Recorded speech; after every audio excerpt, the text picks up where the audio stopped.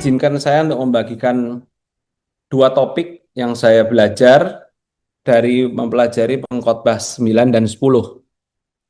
Topik yang pertama saya kasih judul adalah The Crucial Skill of Leadership, timbangan penting dari kepemimpinan. Nah, kita sebagai pemimpin atau dalam menjalani hidup, seringkali kita ini punya alat ukur masing-masing. Setiap individu kita mempunyai alat ukur untuk menentukan mana yang sebenarnya bobotnya lebih berat, mana yang buat kita itu lebih berharga, mana yang itu lebih penting gitu. Nah, kalau kita lihat dari belajar pengkhotbah, ada beberapa perbandingan-perbandingan yang mungkin malam ini kita punya kesempatan untuk jadi waktu dan kesempatan untuk kita cek lagi ke dalam. Kita ini jalanin hidup selama ini, dan ini juga tentunya teguran buat yang lagi bicara, untuk ngelihat iya ya sebenarnya di hari ini atau kemarin, sebulan terakhir, kalau ada dua pilihan dihadapkan pada dua pilihan ini itu mana yang lebih berharga, mana yang lebih penting, mana yang lebih mau kita capai, mana yang lebih mau kita hidupin gitu. Nah, kita belajar yang pertama, Pengkhotbah 9 ayat 4. Izinkan saya untuk membacanya. Tetapi siapa yang termasuk orang hidup mempunyai harapan. Karena anjing yang hidup lebih baik daripada singa yang mati. Kalau dalam bahasa Inggrisnya, waktu lagi belajar ini, baca-baca komentari, baca-baca beberapa catatannya orang-orang hebat, ada beberapa banyak yang selalu nulisnya, oh ya ini kata-katanya bagus sekali. A living dog versus a dead lion. Saya hari ini yang di poin pertama, saya mau lihat bobotnya, tapi nggak mengenai masalah a living dog versus a dead lion, tapi kita mau mempelajari dulu tentang a dog versus a lion. Saya sempat baca di satu rangkuman, kalau di zaman dulu, anjing itu dianggap hina. Anjing itu dianggap hina, mungkin nggak kayak sekarang ya. Saya rasa di sini banyak sekali yang eh, suka sayang sama anjing, pelihara anjing, dan kita seringkali sudah melihat bagaimana anjing bisa kasih kesukaan juga buat buat orang-orang yang di sini. Nah, tapi yang dilihat di sini adalah bicara mengenai karakter. Selama ini kalau kita lihat dari yang zaman dulu, anjing itu sebenarnya mungkin boleh dibilang identik dengan hina atau merasa ya dia itu merasa dirinya itu dia tahu merasa ya ya aku ini ada salahnya, aku ini ada kurangnya gitu ya. Bukan rendah diri, tapi dia rendah hati, berani mengakui bahwa iya aku ini masih salah gitu. Atau kita mau memilih karakter versus sama karakter yang merasa aku ini lion, aku ini penguasa di sini. Wah, semua orang lihat, wah begitu begitu perkasa, begitu kuat gitu ya. Em, Mungkin jarang sekali ditampilkan dalam image atau video ada lion yang apa ya kayak nunduk atau merasa kalah atau merasa lemah gitu ya. Nah, yang di sini yang kita mau jadiin pertimbangan adalah di timbangan yang pertama, hari ini kita ini punya karakter yang siap dibentuk, atau kita mau memilih karakter yang sepenuhnya dihormati, malah mungkin ditakutin. Orang kalau mau negur kita tuh jadi takut. Orang itu mungkin nurut sama kita karena takut kalau sampai nggak nurut diinjek. Atau mungkin orang kalau nggak nurut sama kita takut kehilangan posisi, takut kehilangan fasilitas. Atau kita sebagai pemimpin punya karakter seperti anjing yang diceritakan di sini di masa lalu. Nah, mungkin ini salah satu pertimbangan yang saya rasa mungkin kita boleh mempertimbangkan, iya ya, sebenarnya indah sekali kalau kita ini punya karakter yang seperti a living dog ini. Jadi punya karakter yang masih ya, bukan rendah diri, tapi kita rendah hati, berani ngakuin, iya ya, hari ini saya salah. Hari ini tadi saya habis emosi dan seharusnya saya nggak perlu lakukan itu. Atau selalu kita mau jadi lain yang nggak bisa, nggak terima dong kalau diginiin dan digituin gitu. Nah, mungkin kita bisa coba kita timbang lagi.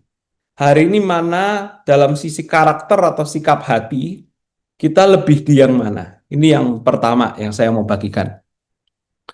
Yang kedua, saya coba mau ngambil lagi dari A Living Dog versus A Dead Lion. Ya, di sini kita coba lihat juga dari Pengkhotbah 9 ayat 5. Karena orang-orang yang hidup tahu bahwa mereka akan mati. Tetapi orang yang mati nggak tahu apa-apa. Nggak ada upah lagi bagi mereka. Bahkan kenangan kepada mereka sudah lenyap. Ketika membaca mengenai a living dog versus a dead lion, terbersit untuk melihat dari sisi a living versus a dead. Tidak secara fisik, jasmani, tapi secara rohani, secara spiritual. Seringkali mungkin kita lagi seperti lion, wah lagi dihormatin orang, ditakutin orang, dicari semua orang, dideketin semua orang. Tapi perlu kita cek sebenarnya secara spiritual, kita ini jangan-jangan lagi mati.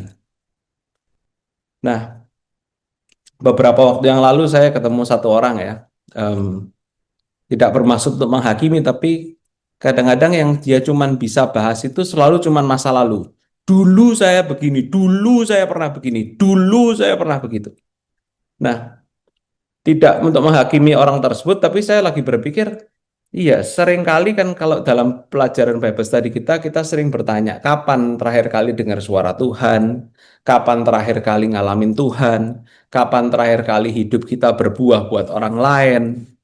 Nah, itu mungkin salah satu contoh-contoh dari jangan-jangan kita mesti cek apakah spiritual kita lagi mati atau mungkin hampir mati atau mungkin redup atau yang lebih berharga bahwa mungkin hari ini kita belum punya kekuasaan atau belum punya keuntungan atau belum punya kesempatan sebagai seorang yang lain, tapi hidup kita secara spiritual ini tuh hidup gitu. Kita kadang-kadang kan sering nemu ya, orang ini kayaknya biasa-biasa aja. Dia bukan siapa-siapa, tapi kalau ketemu dia, kita pasti pernah ketemu ya orang seperti itu. Tapi kalau ketemu dia kok bisa damai gitu ya. Kayaknya capek-capek bisa hilang gitu. Karena mungkin di dalamnya secara spiritual dia itu hidup gitu. Jadi dia bisa lebih berbuah gitu. Nah, kalau kita sering belajar juga sama-sama di sini, salah satu ciri-ciri pertumbuhan ya adalah berbuah. Kalau kita sudah nggak berbuah lagi, ya mungkin kita sudah mati. Nah, mungkin kita juga mesti lihat apakah kita masih mementingkan untuk menjadi keperkasaan yang lebih penting, kekuatan status kita yang lebih penting, atau seberapa kita juga melihat bahwa kondisi spiritual kita gimana gitu. Nah, kalau kita sadar, kita punya kesadaran akan hal ini, harusnya mungkin kita bisa jalanin kehidupan kita sebagai pemimpin jadi berbeda. Itu hal yang kedua. Nah, poin yang ketiga di Pengkhotbah 9 ayat 16, kataku hikmat lebih baik daripada keperkasaan. Tetapi hikmat orang miskin dina dan perkataannya tidak didengar orang. Nah, kita di sini kita mau bahas mengenai hikmat lebih baik daripada kekuatan. Itu wisdom versus strength. Nah, kita juga mungkin kita perlu timbang. Sekarang ini kita lebih cari hikmat atau lebih cari kekuatan. Nah, kita mungkin bisa lihat, kita lebih fokusnya cuma mau cari kepada orang-orang yang bisa kasih kita kekuatan, atau kita juga mau deket dengan orang-orang yang bantu kita untuk jadi lebih berhikmat. Nah, itu mungkin contoh salah satu. Apalagi kalau kadang-kadang ya, dari sisi bisnis atau di marketplace gitu, ya mungkin kita lebih seneng kayak, wah kita dekat dengan orang ini, seakan-akan kita punya kekuatan lebih karena jadi teman dia gitu. Tapi mungkin sebenarnya yang lebih penting bukan itu, tapi yang lebih penting adalah kita seberapa kita punya circle-circle yang deket, ada orang-orang yang berani negur, ada orang yang berani kasih tahu. Nah, ini juga timbangan yang kita penting sebagai pemimpin. Kadang-kadang kita merasa semakin kita ini kuat, perkasa, itu kita tuh seakan-akan lebih berhasil. Padahal sebenarnya yang lebih berhasil adalah ketika kita itu lebih bisa tenang untuk mencari hikmat. Nah, kadang-kadang kita sebagai pemimpin, kita pengennya bisa cepat ngambil keputusan. Kita bisa cepat nyelesain masalah. Kadang-kadang cepat juga beresin masalahnya orang lain. Kadang-kadang kita pengen cepat. Dan kalau cepat berhasil, cepat beresin, bisa cepat kasih jawaban. Itu kadang-kadang kita ngerasa kayak, yo kita ini powerful ya. Wah, kita ini eh, hebat gitu. Nah, padahal seringkali keputusan yang terlalu cepat, tindakan yang terlalu cepat, nggak selalu salah. Tapi mungkin kalau kita bisa cari discernment dulu, ya langkah ini tepat nggak ya?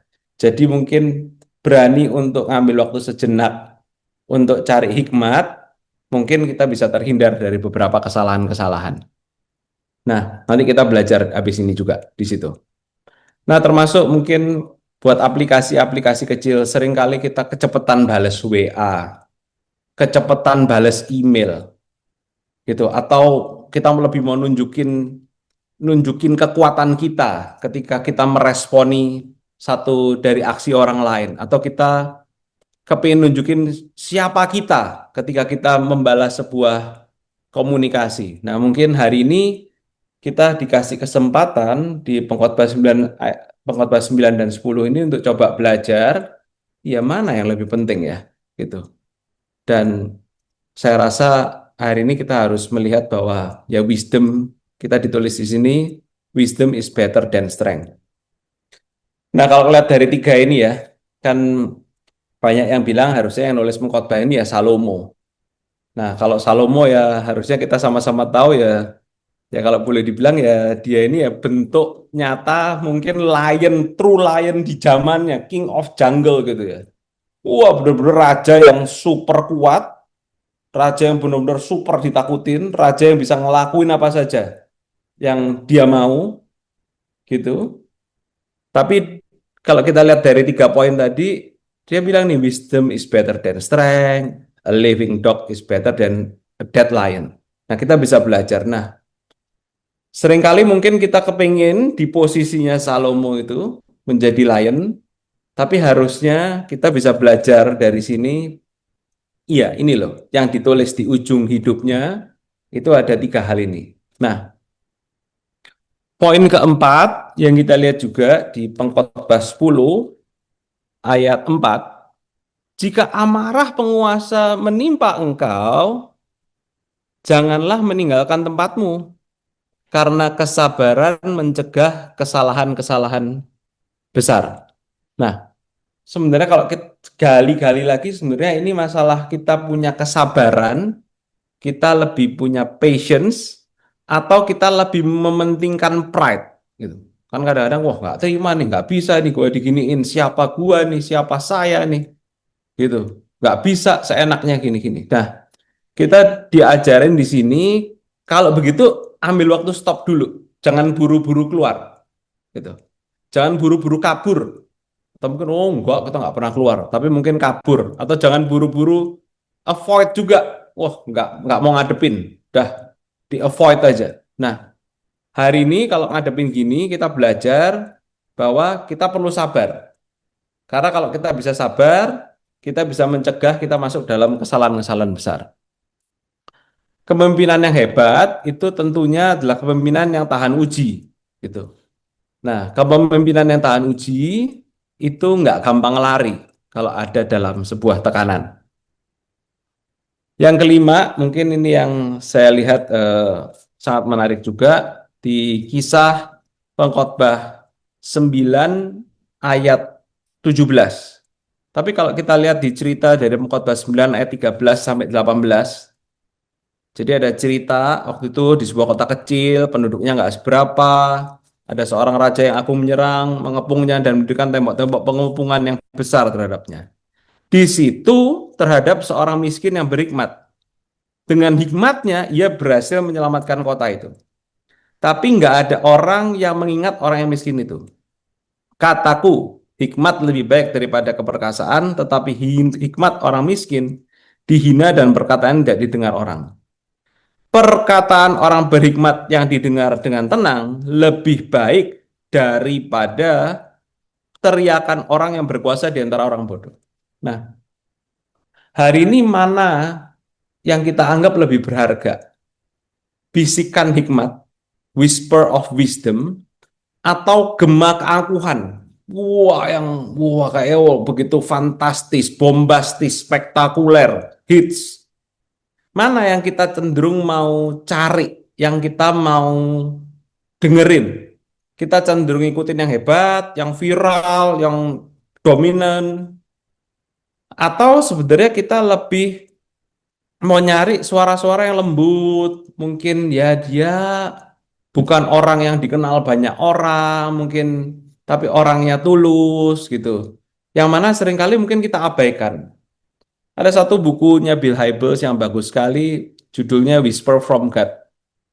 Dia tulis di situ Tuhan itu kalau bicara bisa bisikin lewat macam-macam.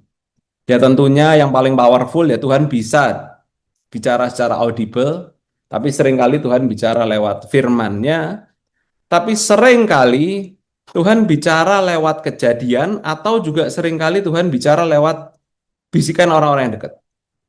Nah, sampai seberapa kita itu mau fokus untuk nyari yang begitu gitu. Kadang-kadang mungkin kita lebih wah, yang ngikutin yang lagi top aja gitu. Padahal mungkin belum tentu itu cocok buat kita dan sebenarnya mungkin Tuhan sudah titipkan bisikan-bisikan hikmat.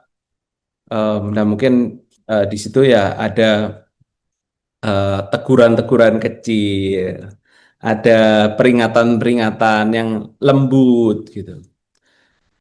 Atau kadang-kadang kita malah seneng yang wah suaranya itu begitu kuat, mungkin nadanya begitu indah gitu ya, melodinya begitu indah, atau ya mungkin kata-katanya tong kosong nyaring bunyinya gitu ya, tong kosong yang nyaring bunyinya nggak ada isinya tapi bunyinya nyaring didengerin.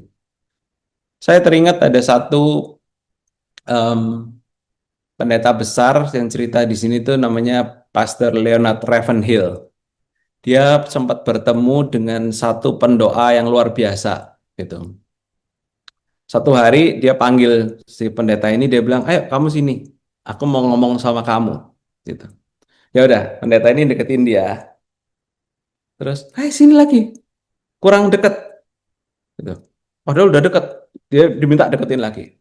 Sampai diminta sampai deketin sampai kupingnya itu deket di eh, bibir orang yang mau mengatakan sesuatu. Terus orang ini bilang sama pastor ini, dia bilang, "Ini loh caranya Tuhan berbicara." Jadi dia bilang Tuhan itu seringkali bicaranya dalam bisikan-bisikan seperti ini. Ya makanya yang pertama ya jangan jauh-jauh dari Tuhan supaya kedengaran suaranya. Yang kedua ya kita mesti lebih minta minta kepekaan untuk bisa dengerin bisikan-bisikan yang seperti ini. Ya, ini 5 hal yang saya pelajarin dari ketika kita mungkin bisa ngevaluasi timbangan mana hari ini yang kita anggap penting gitu. Nah, topik kedua yang saya mau coba bagikan adalah judulnya adalah Before It's Too Late. Sebelum semuanya terlambat. Kita waktu baca di Pengkhotbah 9 ayat 12, manusia nggak mengetahui waktunya. Karena manusia tidak mengetahui waktunya. seperti ikan yang tertangkap dalam jala yang mencelakakan, dan seperti burung yang tertangkap dalam jerat. Begitulah anak-anak manusia terjerat pada waktu yang malang kalau hal itu menimpa mereka secara tiba-tiba. Tiba-tiba. Kita nggak tahu waktunya kita kapan. Nah, ada dua hal yang saya mau bagikan sebelum saya mau membagikan ada 6 hal. Yang pertama, dulu saya sering dengar, ya kalau mau mimpi, mimpi seakan-akan kita itu hidupnya masih 100 tahun lagi. Gitu. Tapi kalau mau kerja, ngerjain sesuatu, mikirlah, ya besok tuh sudah kamu akan EO, selesai. Nah, saya coba cari-cari, ternyata quote yang aslinya itu dari Benjamin Franklin, itu ternyata isinya lebih dalam lagi. Work as if you were to live 100 years. Kamu kalau ngerjain sesuatu, ya persiapin seakan-akan kamu tuh hidupnya bakal 100 tahun ya. Jadi, wah, mesti nyiapinnya lebih besar, mesti lebih sungguh-sungguh dan segala macam. Tapi pray as you if were to die tomorrow. Nah, memang ternyata statement ini juga banyak yang bikin versi-versi lain. Ada Mahatma Gandhi bikin versi lain, ada James Dean bikin versi lain. Tapi waktu membaca originalnya yang ditulis tahun, kalau tidak salah tahun 1757, em, iya ya, seringkali kita kalau ngerjain sesuatu, kita itu baiknya kayak mikirin kita tuh masih punya kesempatan 100 tahun lagi. Tapi kalau kita nyikapin hidup, pray ya, menurut saya bagaimana kita itu berdoa, bagaimana kita nyikapin hidup, bagaimana kita bersikap, itu kita harus jalaninnya seakan-akan kita itu besok akan meninggal. Nah, kedua, sebenarnya topik ini terinspirasi dari satu film juga yang bikin namanya Yandi Lawrence. Kalau dengerin diskusi dia di YouTube, saya lihat film ini dipakai Tuhan luar biasa karena yang bikin juga saya lihat orang yang cinta Tuhan. Mungkin kalau buat kita-kita yang di sini kita pasti kenal juga worshipper yang hebat namanya Sidney Mohede. Sidney Mohede juga sebenarnya ada di balik dari film ini juga. Nah, saya nganjurin mungkin bisa juga nonton film ini. Nah, filmnya judulnya Sore, Istri dari Masa Depan. Nah, sekarang kita mau masuk bahwa kalau kita menyadari bahwa iya ya, jangan sampai ini terlambat, before it's too late, ada 6 hal apa sih yang kita bisa belajar dari Mukhotbah 9 dan 10 ini? 6 hal yang harus dilakukan pemimpin, ya kita ini sebagai pemimpin sebelum terlambat. Yang pertama, belajar dari tulisan di Pengkhotbah 9 ayat 7 dan 9. Marilah, mari makanlah rotimu dengan sukaria, minumlah anggurmu dengan hati yang senang, karena Allah sudah berkenan akan perbuatanmu. 9, nikmatilah hidup dengan istri yang kau kasih seumur hidupmu, dan bla bla bla bla. Nah, mungkin kalau baca di sini mungkin bukannya, oh ya karena sadar, iya ya, mungkin besok ini jangan-jangan sudah tidak ada kesempatan lagi nih, gitu. Mungkin besok ini sudah yang terakhir. Bukan terus akhirnya kita mau, wah hidupnya foya-foya, ngawur-ngawuran, nggak jelas. Tapi mungkin mikirnya justru kebalik.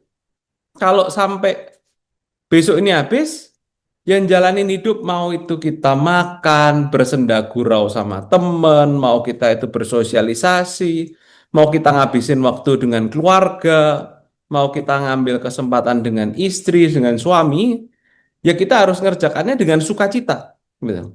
Saya bayangin, iya ya, tadinya mau saya tulis mengerjakan dengan sukacita. Seringkali kita ngerjain hal-hal ini cuman ya udahlah, ini kan kewajiban ya. Ya udah kita jalanin aja kewajiban ini. Kayak saya pernah ditegur sama satu teman, dia selalu bilang, mumpung mamamu masih sehat, ya seneng, bikinin seneng, ajakan jalan-jalan. Itu.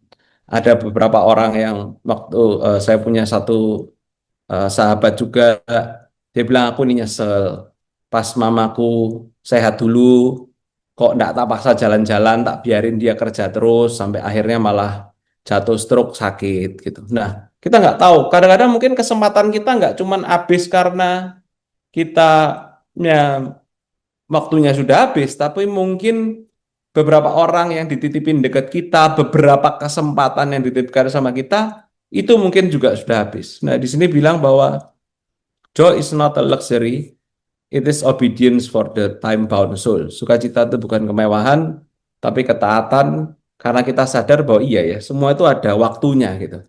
Nah, makanya kalau ada tulis rejoice always, kerjakan dengan sukacita, dengan tulus gitu ya. Karena kadang-kadang hidup nggak cuman, oh ya kalau kerja tak kerjain sungguh-sungguh, karena ada target yang mesti tak capai, revenue yang mesti tak capai, ada jumlah eh, member di gereja yang harus saya capai. Ada milestone-milestone pelayanan saya yang harus saya capai. Tapi ngerjain hidup juga itu jauh lebih penting dan bagaimana kita bisa nyikapin kalau kita tahu mungkin hari ini hari terakhir. Ya kita punya sikap ngelakuinnya dengan sukacita dan tulus, dengan rasa syukur, bukan cuman sekedar kewajiban. Itu yang pertama. Kedua, kalau kita belajar dari Pengkhotbah 9 ayat 8, di situ ditulis biarlah selalu putih pakaianmu dan jangan tidak ada minyak di atas kepalamu. Nah, mungkin kita belajar di sini ya, walk in purity and God's presence. Nah, kita sama-sama tahu kalau memang ujungnya kita baca tadi wisdom itu lebih penting daripada strength, power, dan segalanya, ya sumber dari hikmat itu cuma satu, takut akan Tuhan. Ya sumber hikmat cuma satu, takut akan Tuhan. Ya mungkin hari ini mikir iya ya, kalau saya tahu mungkin besok ini waktunya nggak sampai besok gitu ya, atau besok terakhir ya, pasti sih saya akan jaga hidup saya kudus, saya akan jaga motivasi saya murni gitu. Saya pasti akan ketakutan dan nggak mau jangan sampai hadirat Tuhan itu hilang. Mungkin bayangin ya kalau perlu em, apapun saya lakukan supaya jangan sampai nggak bisa benar-benar ngerasain penyertaan Tuhan di situ. Nah, di sini ada tulisan yang bagus juga. Jangan biarkan dosa menumpulkan kepekaan gitu. Jangan sampai kita biarin dosa itu numpulin kepekaan supaya kita bisa tetap terus murni, tetap bisa jaga hidup kita.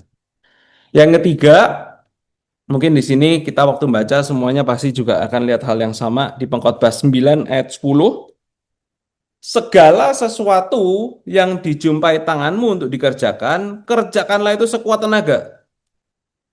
Kerjakanlah itu sekuat tenaga gitu. Kalau nggak salah di versi Inggrisnya do it by your might by might gitu. Nah, kadang-kadang dan kalau di ayat Pengkhotbah 10 ayat 18, oleh karena kemalasan runtuhlah atap dan oleh karena kelambanan tangan bocorlah rumah. Kelihatan sekali kontradiksinya. Nah, seringkali kalau kita sadar mungkin ini kesempatan terakhir, ya kita akan ngerjain tugasnya sepenuh hati. Kalau dikasih kepercayaan, apa yang ada di tanganmu? Kadang-kadang kita mungkin seringkali, ah, malas ini kan bukan sesuai kesukaanku. Ini terlalu kecil. Ini mungkin gini. Cobalah tunggu lagi. Tapi mungkin kalau kita tahu bahwa ini kesempatan yang Tuhan kasih, ini yang Tuhan sediakan di tangan kita hari ini, ya kita mesti setia ngerjain walaupun itu mungkin perkara kecil dan kerjain sepenuh hati. Seringkali kita kalau di marketplace atau pelayanan ya kita kasih dulu kan tes-tes, oh kasih tugas kecil. Kalau dikasih tugas kecil aja kita lihat, wah dia ngerjainnya sepenuh hati, sungguh-sungguh, ya biasanya kita jadi lebih pede untuk bisa kasih kesempatan yang besar. Yang keempat, kalau kita baca dari Pengkhotbah 9 ayat 12, yang tadi seperti kita bahas, kita nggak tahu waktunya kapan. Nah, kalau kita selalu sadar bahwa kita nggak tahu waktunya kapan, ya kita akan terus hidup dengan sense of urgency yang tinggi. Live with urgency. Ini ada satu quote yang bagus.